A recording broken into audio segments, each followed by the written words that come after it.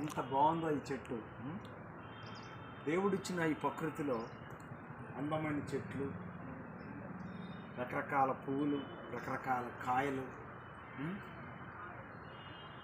దేవుడు మనిషిని ఎంతగా ప్రేమిస్తున్నాడో ఈ అందమైన ఈ సృష్టిలో దేవుడిచ్చినటువంటి ఈ అలంకారమైన పువ్వులు, ఈ అలంకారమైన ప్రకృతి, ఈ అలంకారమైన చెట్లు, ఇవన్నీ కూడా దేవుడు మనిషి కొరకు దేవుడు సిద్ధపరిచినటువంటి అందమైన దేవుని యొక్క సృష్టి సంకల్పం.